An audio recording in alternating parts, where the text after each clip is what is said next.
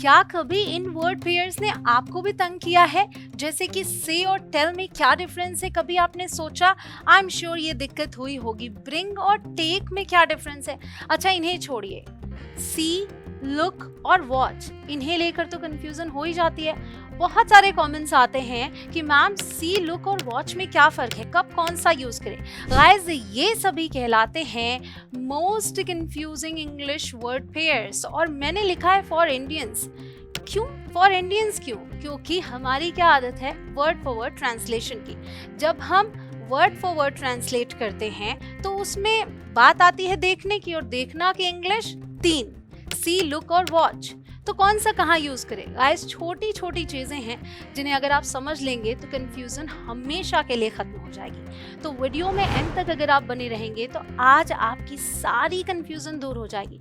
आप ये सोचते होंगे एक तो पहले वर्ड्स याद करो, फिर ऊपर से ये कंफ्यूजन हो जाती है कि कौन सा वर्ड कहाँ यूज करना है। अब नहीं होगी। Hey guys, my name is Kanchan and you are watching on English connection. End तक बने रहना है, वीडियो पसंद आए तो लाइक भी करना है। सबसे पहले हम बात करेंगे से वर्सेस टेल की। देखिए बहुत ही सिंपल है। से का मतलब होता है बोलना, ठीक है?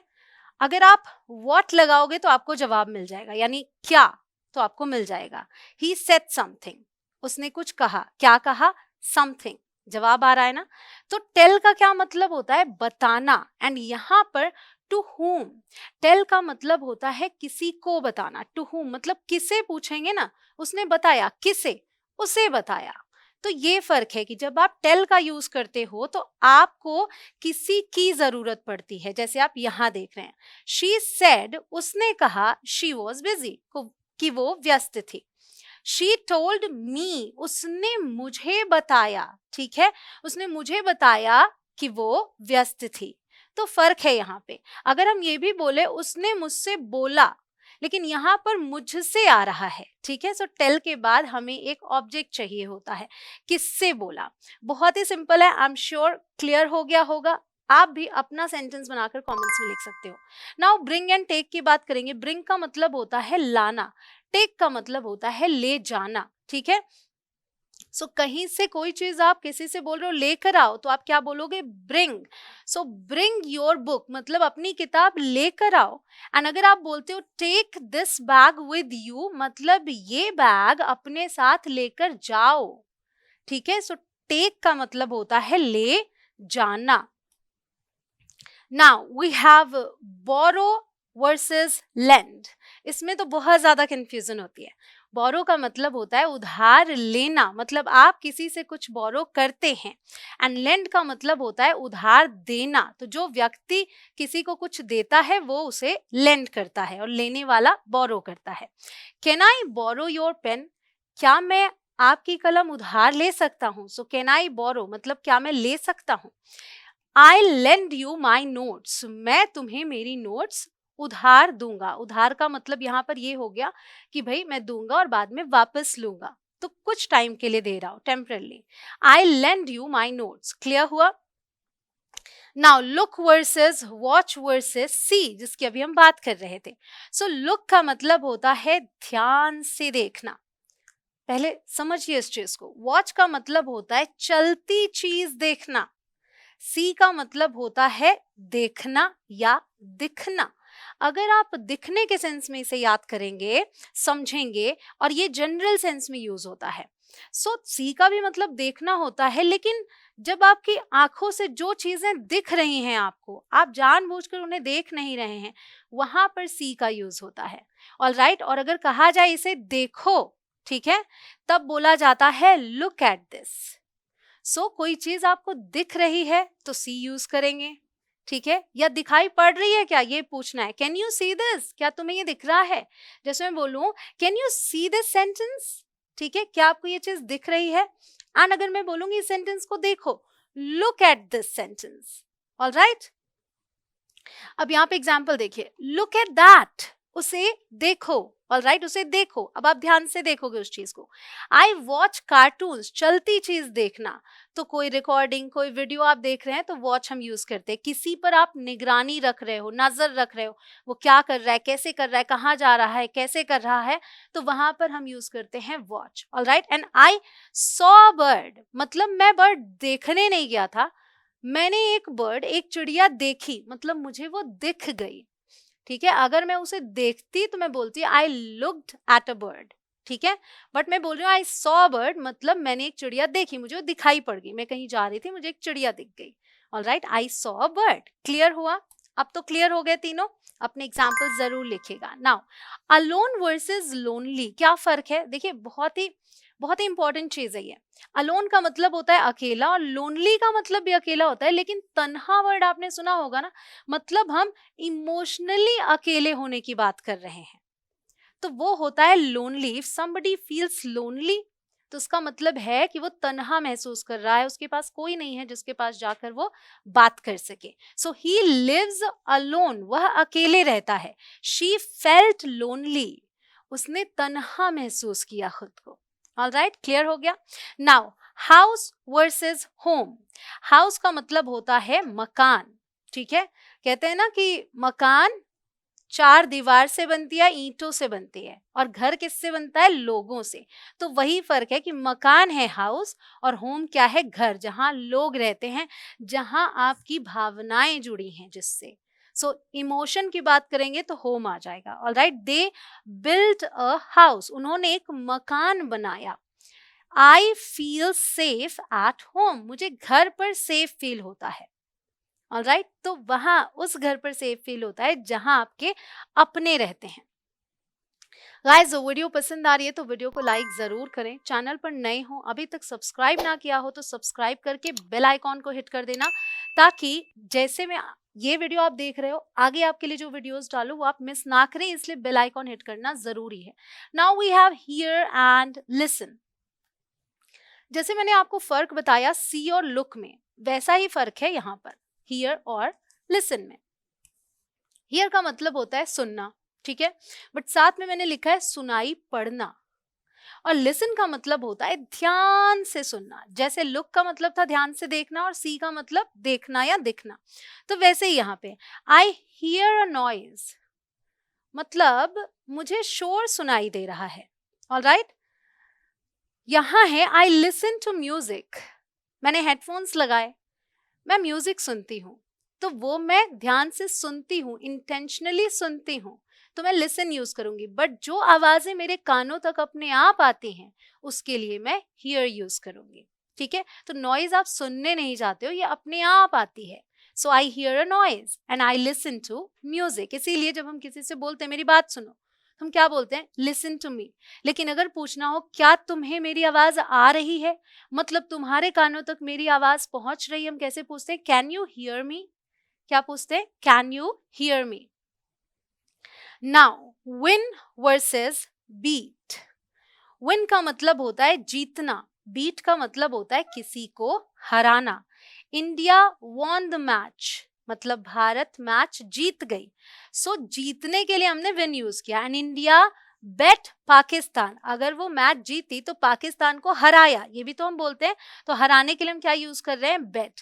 यहाँ मैंने बेट बोला, यहाँ मैंने बीट बोला, क्योंकि यहाँ पर हम बात कर रहे हैं V1 की। हम नॉर्मली आपको जब मैं वर्ब्स बता रही हूँ तो इस तरीके से बता रही हूँ, यहाँ पे ये V2 है। ऑलराइट, जैसे विन की सेकेंड फॉर्म वॉन, वैसे ही बीट की सेकेंड फॉर्म बेट। सो स्पेलिंग सेम है, प्रोनाउंसिएशन में फर्क आ जा रहा है। गाइस, क्या आप जानते हैं आपको ये PDF भी मिल सकती है मेरे एप्लीकेशन इंग्लिश कनेक्शन पर। तो इंग्लिश कनेक्शन एप्लीकेशन अगर अभी तक इंस्टॉल नहीं किया तो आज ही इंस्टॉल करें प्ले स्टोर से। आपको ये PDF भी वहां मिलेगी, और इसके साथ ही साथ आपको मेरे कोर्सेज भी दिख जाएंगे, तो एक्सप्लोर जरूर कीजिएगा। ऑलराइट, चलिए आगे बढ़ते हैं। And now we have few versus a few. बहुत ज्यादा कंफ्यूजन है सबको, अब नहीं होगी। बहुत ही सिंपल है इसे समझना। फ्यू का मतलब होता है बहुत कम, बहुत कम, साथ में लिखा है नेगेटिव, नेगेटिव सेंस में यूज होता है ये, यानी कि इतना कम है, बस एक दो है, लगभग ना के बराबर। एंड अ फ्यू का मतलब होता है थोड़े से, विच मीन्स इट्स पॉजिटिव, जैसे मान लीजिए इतना जिसमें काम चल जाएगा, एंड अगर फ्यू है तो काम नहीं चलता। फ्यू पीपल केम, बहुत ही कम लोग आए, बहुत ही कम लोग आए, ठीक है। अ फ्यू फ्रेंड्स विजिटेड, मतलब कुछ फ्रेंड्स, कुछ दोस्त आए या कुछ दोस्तों ने विजिट किया। Alright, now we have hard versus hardly. Hard का मतलब होता है कठिन, तो हार्डली का मतलब इससे रिलेटेड नहीं है, हार्डली का मतलब है मुश्किल से। और ये हम कैसे यूज करेंगे, देखिए, ही वर्क्स हार्ड मतलब वो कड़ी मेहनत करता है, ठीक है।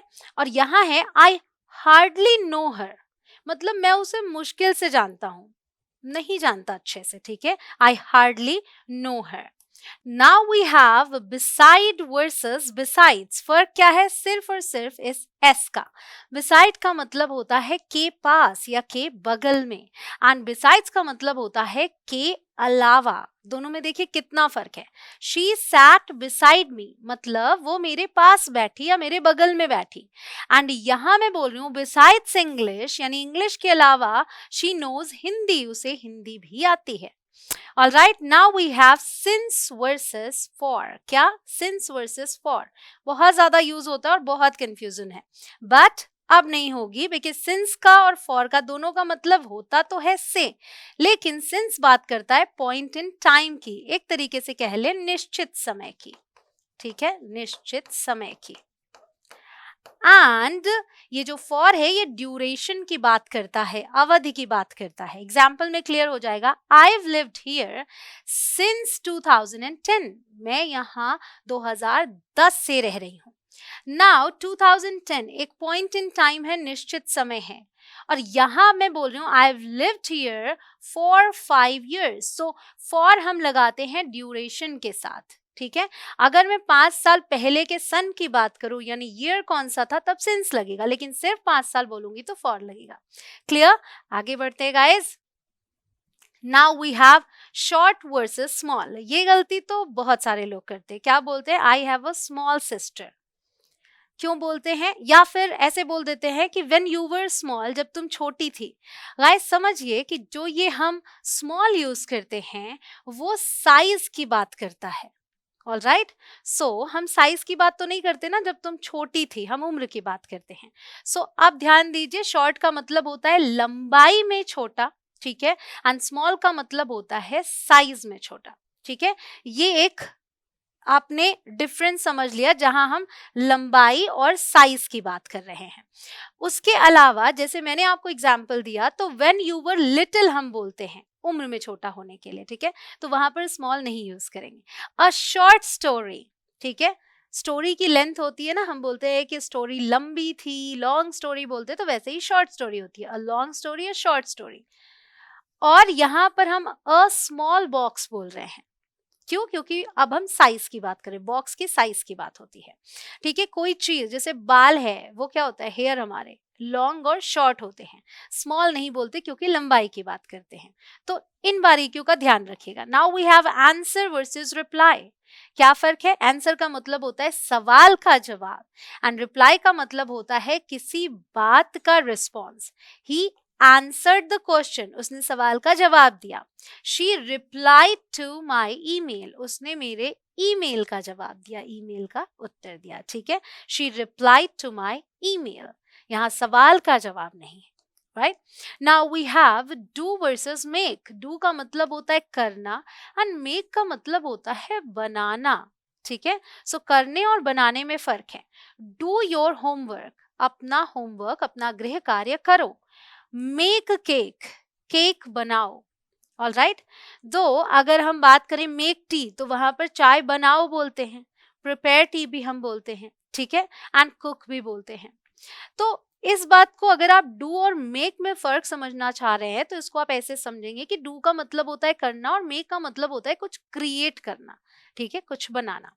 लिव और स्टे में क्या फर्क है, ठीक है, are we staying, we are living. So live का मतलब होता है रहना। फॉर इंस्टेंस, मैं इस शहर में रह रही हूं, ठीक है, तो मैं यहाँ पर शिफ्ट हो गई मान लीजिए और मैं रहने के लिए आई हूँ, लेकिन अगर मैं कुछ दिन के लिए यहाँ पर आती हूँ और फिर जाना है मुझे, तो वो कहलाता है स्टे, जिसे हम ठहरना भी बोल सकते हैं। ठीक है, ठहरना, सो रुकना या ठहरना, that is stay. And live मतलब रहना लंबे समय के लिए, एंड टेम्परेरी रह रहे कुछ दिनों के लिए, तो stay. I live in Delhi, मैं दिल्ली में रहती हूँ। I am staying at a hotel, ठीक है, सो मैं एक होटल में ठहर रही हूँ, रुक रही हूँ और कुछ दिन बाद वापस चली जाऊंगी। Now we have cook versus boil. बहुत ही सिंपल है, कुक का मतलब होता है पकाना, कोई भी चीज आप कुक कर रहे हो कुक बोलोगे, लेकिन बॉयल स्पेशली उबालने के लिए होता है। सो आई कुक डेली, मैं डेली हर रोज पकाती हूँ, खाना पकाती हूँ। बॉयल द वाटर, पानी उबाल दो। बॉयल द मिल्क, मिल्क उबाल दो। Now we have miss versus lose. All right, so miss का मतलब होता है छूटना या किसी की कमी महसूस होना। जब आपको किसी की याद आती है, आप बोलते हो ना आई मिस यू, मुझे तुम्हारी याद आ रही है, सो वो हो गया। और छूटना, जैसे आपकी ट्रेन मिस हो जाए, राइट, सो छूट गई ट्रेन, छूट जाती है तो क्या बोलते हैं, आई मिस्ड द ट्रेन। ठीक है, अब यहाँ पर जो लूज है इसका मतलब होता है खो देना। आई मिस्ड द ट्रेन, मेरी ट्रेन छूट गई। आई लॉस्ट माई फोन, मेरा फोन खो गया। All right, I lost my phone, lose की सेकेंड फॉर्म लॉस्ट। गाइस, इस वीडियो को अपने फ्रेंड्स के साथ शेयर भी करें, बिकॉज उनकी भी मदद होनी बहुत जरूरी है। बहुत सारे लोग इन वर्ड्स में कंफ्यूज हैं और मैं चाहती हूँ कि कोई भी कंफ्यूज ना रहे। क्लैरिटी मिलेगी तभी आप इन्हें अपनी कॉन्वर्सेशन में यूज कर पाएंगे। Now we have too and very. देखिए, टू का मतलब होता है बहुत ज्यादा, वेरी का मतलब होता है बहुत।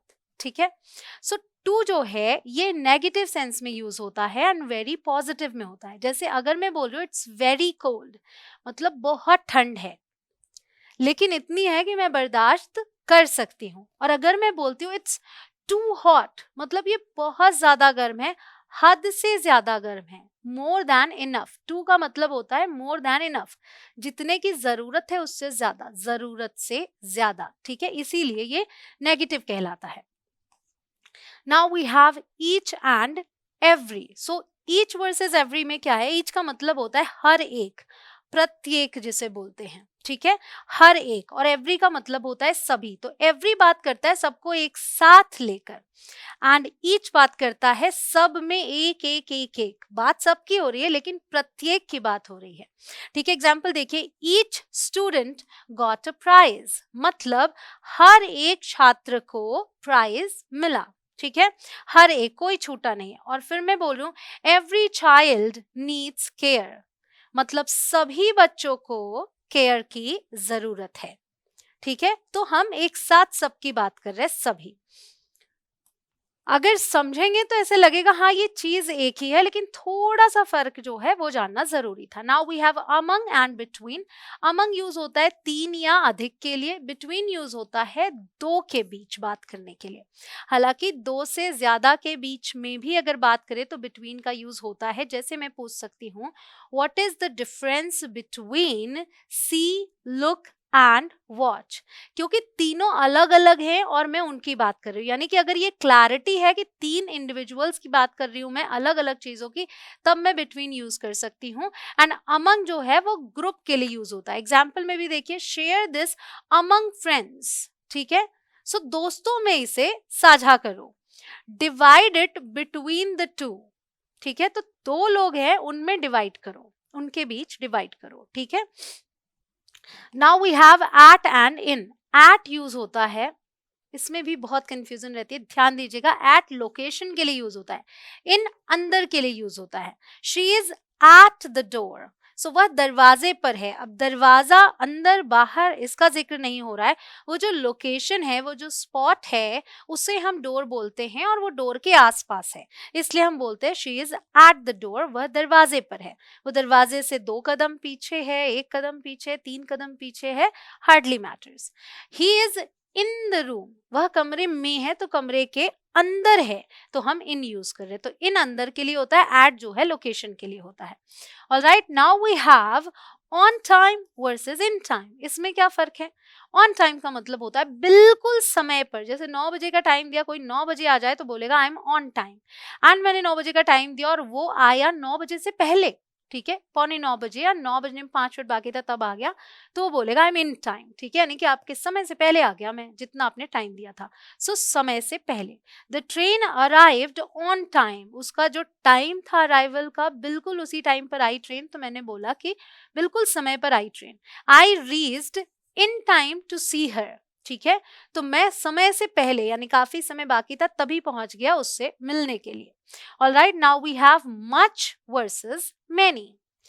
इनमें क्या फर्क है? देखो, मच जो है ये अनकाउंटेबल नाउन्स के साथ यूज होता है, उनके साथ यूज होता है जिन्हें हम नहीं गिन सकते, एंड मेनी यूज होता है उनके साथ जिन्हें हम गिन सकते हैं, ठीक है। सो वी कैन से ना many books, alright, and much हम उनके साथ यूज करेंगे जैसे much water, much salt, much rice, much money, money भी अनकाउंटेबल है। She doesn't eat much rice, वो ज्यादा चावल नहीं खाती, राइस अनकाउंटेबल है इसलिए मच आया। आई हैव मेनी बुक्स, मेरे पास बहुत सी किताबें हैं, ठीक है, सो मेनी यूज हुआ काउंटेबल के साथ। Now we have little versus a little, तो अभी आपको मैंने बताया ना फ्यू और अ फ्यू के बीच का फर्क, वही फर्क यहाँ भी है। लिटिल का मतलब होता है बहुत कम, नेगेटिव सेंस दे रहा, जैसे फ्यू दे रहा था, वैसे ही अ लिटिल जो है थोड़ा बहुत, जैसे अ फ्यू था और ये पॉजिटिव हुआ। They had little money left, मतलब उनके पास बहुत ही कम पैसे बचे थे, गुजारा करना मुश्किल था। I have a little money, let's buy ice cream, मेरे पास थोड़े पैसे हैं, चलो आइसक्रीम खरीदते हैं। ऑलराइट, तो इतने हैं कि आइसक्रीम खरीद सकते हैं।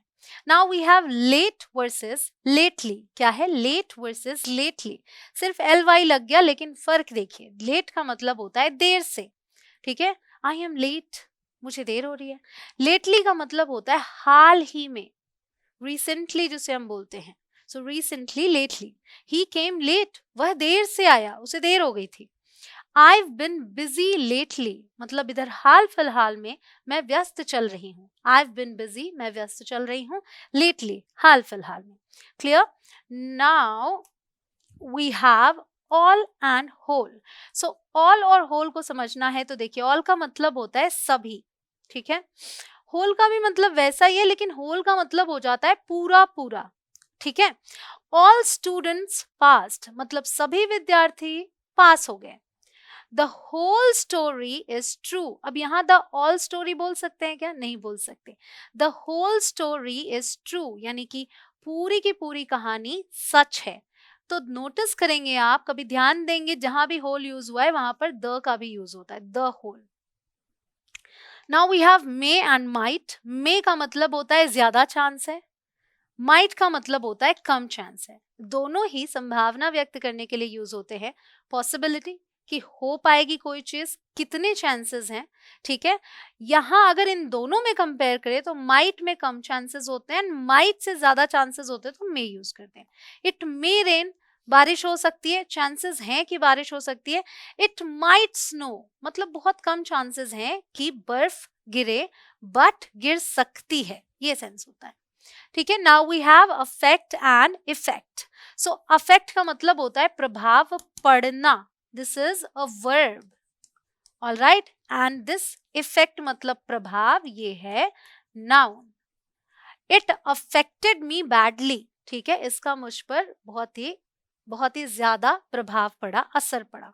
द इफेक्ट वॉज शॉकिंग, प्रभाव बहुत ही शॉकिंग था, असर बहुत ही शॉकिंग था। सो द इफेक्ट और it affected, second form. We have then and than, दोनों की प्रोनाउंसिएशन पर भी ध्यान दे, दिस इज देन, बिकॉज बहुत सारे लोग दोनों को एक ही जैसा प्रोनाउंस करते हैं, और ये है दैन। देन का मतलब होता है तब, उसके बाद, फिर, और दैन का मतलब होता है कंपैरिजन करने के लिए हम इसे यूज करते हैं, इसका मतलब नहीं है, इसको हम कंपेयर करने के लिए यूज करते हैं। आई वॉज यंगर देन, मतलब उस समय मैं छोटी थी, I was younger than. Alright, she is taller than me, वो मुझसे लंबी है, ठीक है। तो कंपेयर करने के लिए कि मुझसे लंबी है बोलने के लिए हमने दैन का यूज किया है, कंपैरिजन होता है तो दैन यूज होता है, ठीक है। Now advice and advise, advice जो है ये है सलाह, ये एक नाउन है, और ये जो एस वाला है ये सलाह देना होता है, इसका मतलब ये एक वर्ब है। गिव मी सम एडवाइस, मुझे थोड़ी सलाह दो, ठीक है। तो गिव मी समथिंग, हम कोई चीज लेते हैं, राइट, नाउन, ये नाउन है। And I advise you to study, मैं तुम्हें पढ़ने की सलाह देता हूँ। आई एडवाइज यू ये वर्ब है, तो ये फर्क है, ध्यान रखिएगा जब भी यूज करेंगे तो स्पेलिंग लिखते वक्त ध्यान रखें। एक्सेप्ट एंड एक्सेप्ट का क्या फर्क है, देखिए एक्सेप्ट का मतलब होता है स्वीकार करना, एक्सेप्ट का मतलब होता है इसके अलावा। आई एक्सेप्ट योर अपॉलॉजी, मैं आपकी अपॉलॉजी स्वीकार करता हूँ। एवरीवन केम एक्सेप्ट हर, मतलब उसको छोड़कर, उसके अलावा सभी आए। एवरीवन केम, सभी आए, एक्सेप्ट हर यानी उसके अलावा, उसे छोड़कर। Clear? Now we have lose and this is not lose, this one is pronounced as loose. Okay, ये है lose. So lose और loose में क्या फर्क है? lose का मतलब होता है खोना और loose का मतलब होता है ढीला। Don't lose your keys, अपनी चाबियां मत खोना, ठीक है। These pants are loose, ये pants ढीले हैं, ठीक है, मतलब बहुत ही ढीले हैं, बहुत ही बड़े हैं। Now we have stationary versus stationery, दोनों ही देखो बोलने में सेम है। ये है NARY और यहाँ है NERY। फर्क क्या है? ये जो है ना ए वाला, इसका मतलब होता है स्थिर, जो हिलता डुलता ना हो। एंड ये वाला जो है ई वाला, इसको बोलते हैं राइटिंग मटेरियल्स, जो आपको जिन स्टोर्स पर आप जाते हैं जहां आपको बुक्स नोटबुक्स मिलती हैं, वो स्टेशनरी कहलाता है, राइट। सो वो सारे items. The car is stationary, मतलब जो कार है वो स्थिर है, हिलडुल नहीं रही है। आई बॉट सम स्टेशनरी, मैंने कुछ स्टेशनरी खरीदी, यानी कॉपी किताब पेन पेंसिल ये सारी चीजें। Alright, now we have principal versus principle, बोलेंगे सेम, फर्क क्या है? PAL, यहाँ है PLE। ये PAL पाल, ऐसे आप अगर याद करने की कोशिश करें तो ये है स्कूल हेड यानी प्रधानाचार्य जो स्कूल में होते हैं। एंड ये PLE वाला है सिद्धांत, principle. He is our principal, वो हमारे प्रधानाचार्य हैं। ही फॉलोज स्ट्रॉन्ग प्रिंसिपल्स, वो स्ट्रॉन्ग सिद्धांतों को मानते हैं। नाउ वी हैव, इसको क्या पढ़ेंगे? देखिए दोनों में एक ये है जिसमें डबल एस है और यहाँ पर सिंगल एस है। ये है डिजर्ट और ये है desert. Okay, desert, dessert. Desert मतलब रेगिस्तान, डिजर्ट मतलब मीठा जो आप खाना खाने के बाद लेते हैं। सहारा इज अ डेजर्ट, सहारा रेगिस्तान है। आई लव चॉकलेट डिजर्ट्स, मुझे चॉकलेट वाली मिठाइयाँ या चॉकलेट वाला मीठा पसंद है। Now we have quite versus quiet. Guys दोनों के स्पेलिंग्स में तो फर्क है ही, प्रोनाउंसिएशंस में भी है। इसे हम पढ़ते हैं क्वाइट। क्या पढ़ते हैं?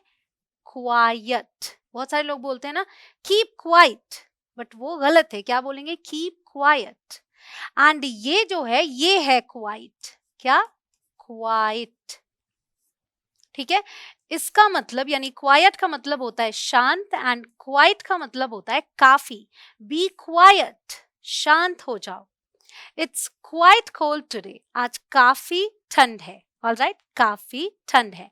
Now we have there, their and they're. जी हाँ, तीनों की प्रोनाउंसिएशंस सेम है। इसे भी हम वही पढ़ते हैं, इसे भी वही पढ़ते हैं, इसे भी।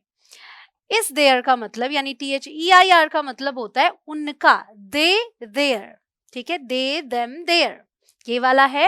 एंड THERE का मतलब होता है वहां, ठीक है, गो देयर, वहां जाओ। एंड ये जो है THEY', इसका मतलब होता है दे आर, ये दे आर का कॉन्ट्रैक्शन है, ठीक है। दे आर नाइस, वे अच्छे हैं। दैट इज देयर हाउस, ये उनका मकान है। गो देयर नाउ, वहां जाओ, अभी वहां जाओ, ठीक है। दे आर कमिंग सून, मतलब दे आर कमिंग सून, वे जल्द ही आ रहे हैं। गाइस, जिस तरीके से आपने अभी ये सभी वर्ड सीखे, सभी कंफ्यूजन्स आपकी दूर हुई, उसी तरीके से अगर आप नोटिस करें कि ये जो सेंटेंसेस फॉर्म होते हैं, ये बिल्कुल सही तरीके से कैसे फॉर्म करें, इसके लिए टेंसेस बहुत ज़रूरी हैं। सो टेंसेस, ये वीडियो देखना मत भूलिएगा, जिसमें मैंने 1 घंटे में सभी टेंसेस बताए हैं। All tenses in 1 hour search कर लीजिएगा by English connection. I hope आपको ये वीडियो बहुत पसंद आई हो। इसे जल्दी से लाइक और शेयर कर दे अगर अभी तक नहीं किया। गाइस, मैं मिलती हूँ आपसे अगले वीडियो में। आप प्रैक्टिस करना बिल्कुल मत भूलिएगा। जय हिंद।